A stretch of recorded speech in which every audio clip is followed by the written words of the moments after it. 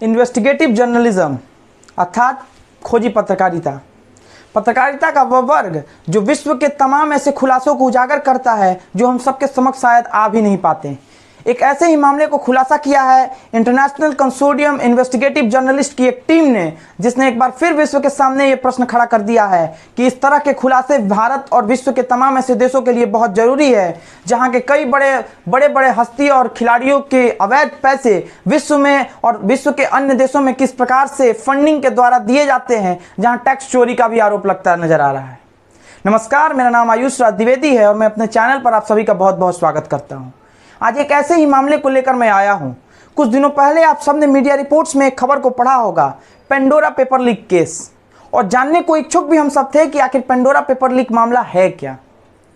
विश्व का एक पत्रकारिता का एक संगठन जिसने तमाम करीब बताया जा रहा है कि 100 से अधिक देशों के पत्रकारिता संगठनों ने एक साथ साझेदारी करते हुए 600 लोगों की पत्रकारिता की टीम ने एक इन्वेस्टिगेशन किया, जिसको कई दिनों के बाद इन्वेस्टिगेशन और दस्तावेजों को खंगालने के बाद ये बताया गया कि भारत के समेत Pakistan, Ukraine, Mexico, Britain, America, Russia, ये तमाम ऐसे बड़े देश जहां के कई बड़े हस्तियों के पैसे विश्व के अन्य देशों में फंडिंग और ट्रस्ट के नाम पर टैक्स चोरी का उन पर आरोप लगाया गया है। बताया जा रहा है कि इसमें भारत के करीब 380 लोगों के पैसे हैं और पाकिस्तान के 700 से अधिक लोगों के इसमें पैसे बताए जा रहे हैं। यूं तो खोजी पत्रकारिता की दुनिया में कई तरह के खुलासे हुए, जिसमें पनामा पेपर लीक मामला भी एक बड़ा मुद्दा था, लेकिन इस बार जब पेंडोरा पेपर लीक मामला सामने आया है तो ये कई तरह के सवाल खड़े कर रहा है, क्योंकि इसमें न सिर्फ फिल्मी हस्तियां, इसके अलावा खिलाड़ी, राजनेता, अधिकारी और कई ऐसे बड़े पदाधिकारी और कई बड़े ब्यूरोक्रेट्स के नाम भी शामिल हैं जो इसके अंदर आते हैं। भारत की अगर देखें तो भारत में उन नामों में पूरी खुलासे तो नहीं हुए हैं, लेकिन सोमवार को जारी इंडियन एक्सप्रेस की रिपोर्ट के मुताबिक बताया जा रहा है कि इसमें भारतीय क्रिकेट जगत के दिग्गज बल्लेबाज सचिन तेंदुलकर और बड़े बिजनेसमैन जो भारत में अपने आप को नीलाम बताते हैं और विदेश में उनके 14 से अधिक कंपनियां आज भी मौजूद हैं। अनिल अंबानी, नीरव मोदी और फिल्म जगत से जैकी श्रॉफ का नाम बताया जा रहा है।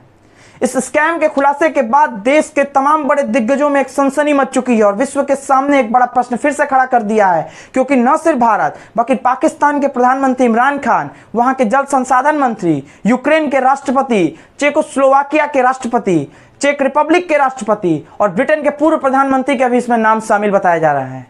इसमें एक और बड़ी बात यह थी कि इसमें रूस के राष्ट्रपति व्लादिमीर पुतिन के रिश्तेदारों के भी नाम शामिल हैं, जिसने एक बार फिर विश्व के सामने खोजी पत्रकारिता की मिसाल कायम करते हुए इस बात को उजागर कर दिया कि अपने देश के पैसों को जो देश हित में प्रयोग किया जा सकता है, उसको किस प्रकार से विश्व के अन्य देशों में फंडिंग के द्वारा टैक्स की चोरी कर जिसे भारत में गैरकानूनी माना जाता है, उससे अपने धंधों को चलाया जा रहा है।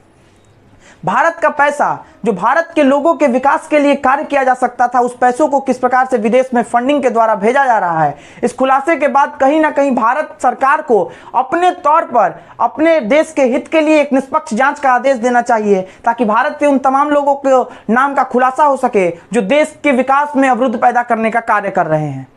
अब देखना होगा कि विश्व के सामने जब इतनी बड़ी स्कैम का खुलासा हुआ है, जहां इतने बड़े पेपर लीक मामले में, इतने बड़े फंडिंग के केस में जब बड़े नामों का उजागर हुआ है, तो आने वाले दिनों में इस पर क्या एक्शन लिया जाता है। भारत की तरफ से बीबीसी और द गार्जियन न्यूज़पेपर ने किस प्रकार से एक साझेदारी करते हुए इसमें अहम भूमिका निभाई है, इस पर भी हम सबको उनको धन्यवाद देना चाहिए, क्योंकि ऐसे मुद्दों को उजागर होना भारत के विकास के लिए बहुत जरूरी है। क्योंकि कहीं ना कहीं अगर हम विश्व के सामने अगर निष्पक्ष भारत और नई भारत की तस्वीर को समक्ष प्रस्तुत करेंगे, तो इसमें भारत को टैक्स चोरी के उन तमाम केसों को उजागर करना होगा और भारत के वैसे पैसे जो विदेशों में फंडिंग के द्वारा भेजे जाते हैं, क्योंकि हालिया दिनों में नीरव मोदी से लेकर विजय माल्या तक कई ऐसे नाम शामिल आ चुके हैं जो भारत के पैसों को ले जाकर विदेश में अपना इन्वेस्ट करते हैं, जो कि गैर कानूनी रूप से करते हैं। क्योंकि इन्वेस्ट करना जरूरी माध्यम नहीं है, सही और गलत का फैसला नहीं है, बल्कि उन पैसों को किस प्रकार से ले जाया जा रहा है, ये बड़े सवाल खड़े करता है।